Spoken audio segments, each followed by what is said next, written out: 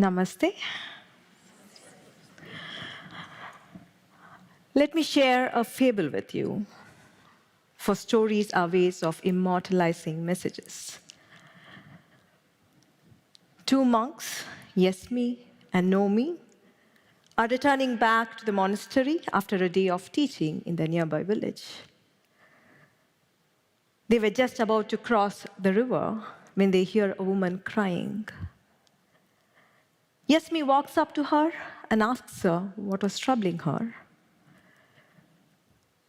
She needed to get back to her toddler, who was living in the village across the river. Since the river had risen that day, she was feeling miserable that she will not be able to go back to her toddler, and her child would cry for her all night.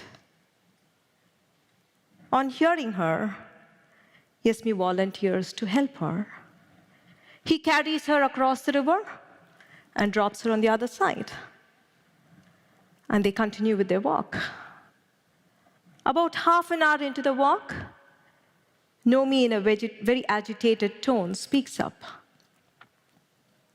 He says, "Yesmi, do you know what you have done?" Yesmi calmly looks at him. "Our master said, never look at a woman. You spoke to her. Our master said, never speak to a woman. You touched her. Our master said, never touch a woman. You carried her."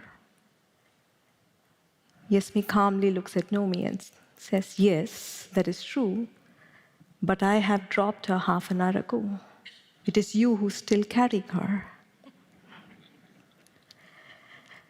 Let me take you away from this story for a bit, for a tiny experience of meditation.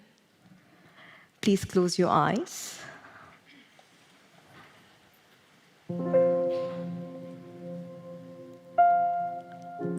I still see a few sneaking a peek.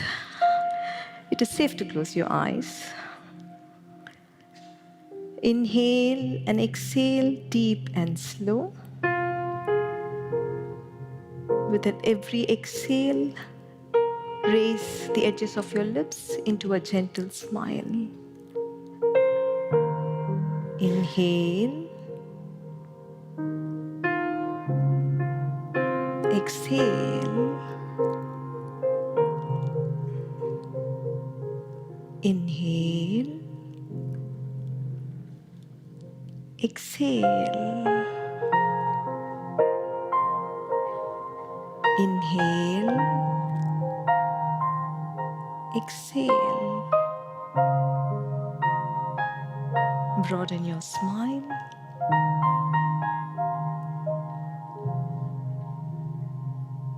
Open your eyes.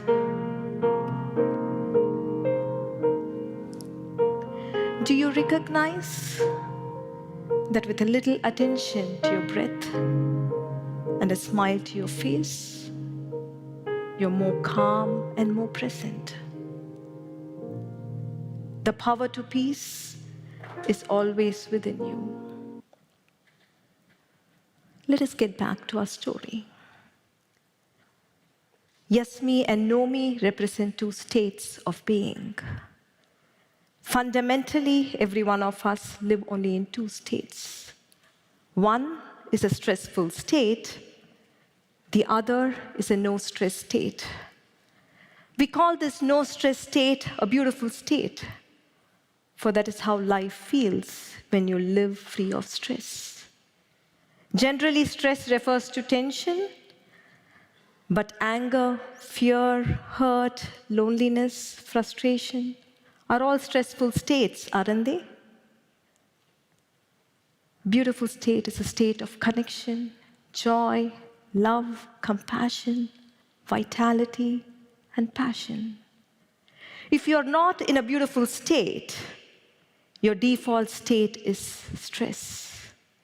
If you look at the entirety of human life, behind war or peace, cooperation or corrosive politics, love or separation, persistence or failure, finally, happy children or a generation that is troubled. Behind all this is the driving force of these two states, Behind every choice and every action is the driving force of only one of these two states. So the most important choice is from which state do we want to live our life? From which state do we want to relate to the people in our life? From which state do we want to achieve and fulfill every vision of our life? Sadly, our education, entire system of a society, our parents, our religion do not bring sufficient attention to our inner state. In fact, the very structure of education at school makes us compete, makes us feel jealous of another's progress, makes us feel ashamed of being less.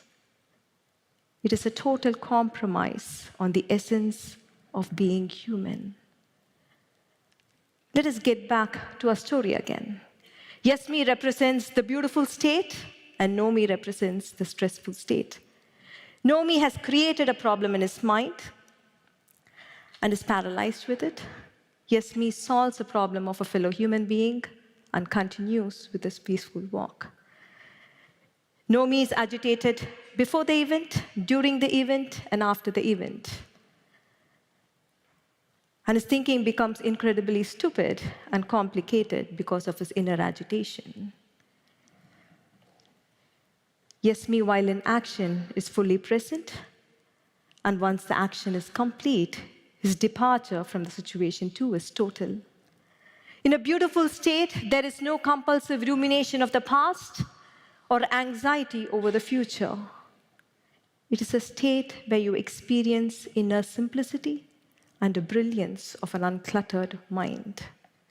It is a state where you are connected to the present. No me is lost.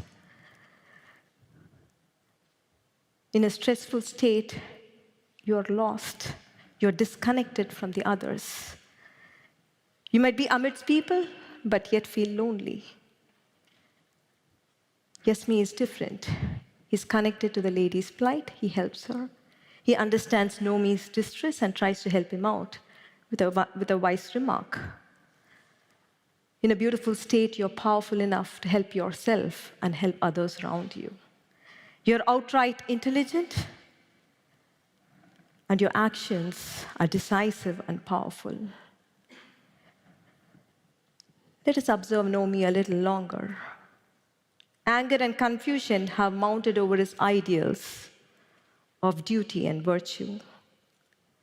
In my observation, when a stressful state mounts over your ideals, however lofty they are, whether they are of patriotism, unconditional love, duty, or honesty, we become insensitive and indifferent. We hurt the very cause we served, and we hurt the very people we love. Yes, me helped, not because he would be barred entry into heaven, definitely not. Nor did he help, not because he would feel guilty if he hadn't helped. He helped because he was able to feel the lady's pain. He was able to feel her suffering. Actions in a beautiful state arise from a place of connection, not from an ideal. There have been times when we have been yes me, there have been times when we have been no me.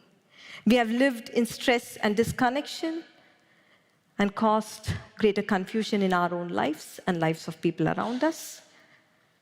We have lived in a beautiful state of connection and contributed to the well-being of ourselves and people around us.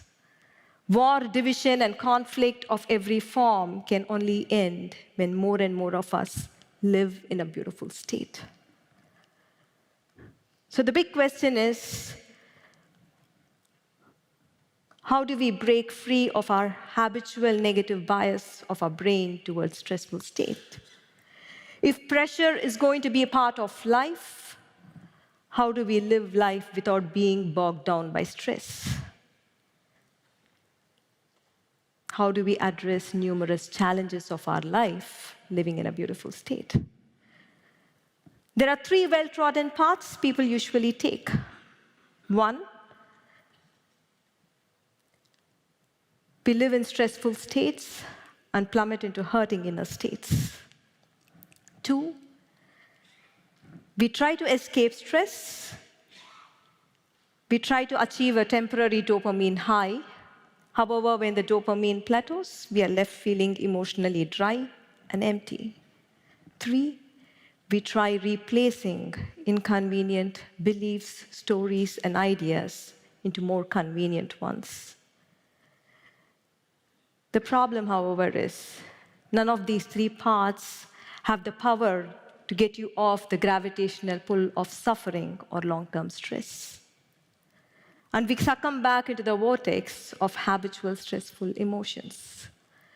We need a greater inner power to get us to a beautiful state. And that is the way of inner truth. About 8 years ago, we as a family met with an accident while at Big Bear Lake in California. We emerged safe from the accident. But while in the waters, Krishnaji, my husband, co-founder of O&O Academy, realized the root cause of all human suffering. He saw what kept suffering alive for days, months, and years after a stressful event was over in anyone's life.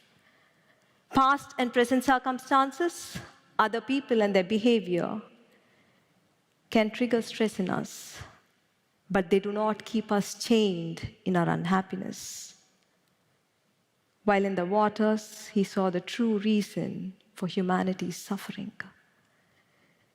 He saw all emotional suffering arising from obsessive, self-centric thinking. It is a total preoccupation with oneself. It is a total, incessant preoccupation with oneself.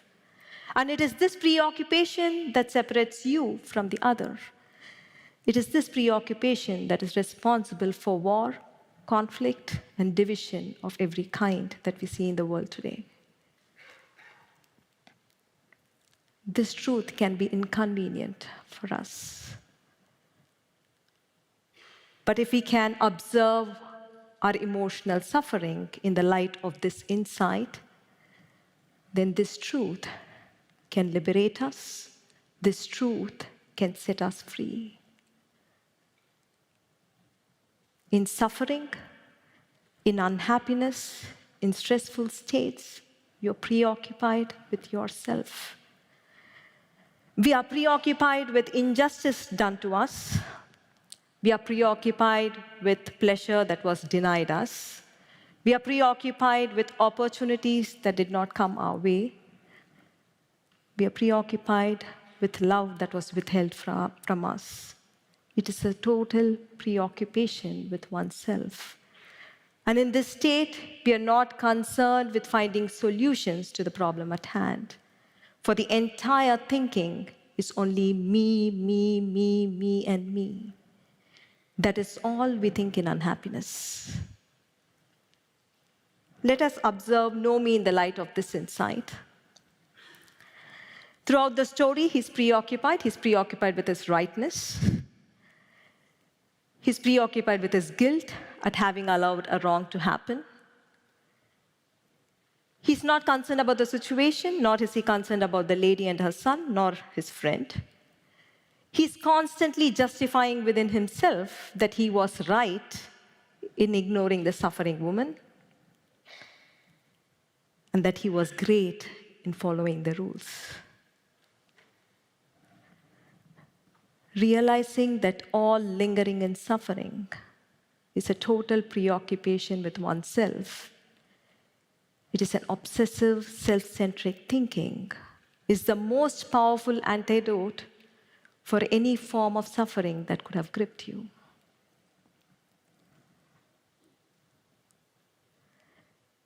When you see it, not only you walk out of stressful states, but there is a great release of energy. And you awaken to a sense of power, connection, freedom, and purpose. We know the way now. Let's do it. It works. Thank you so much. Namaste.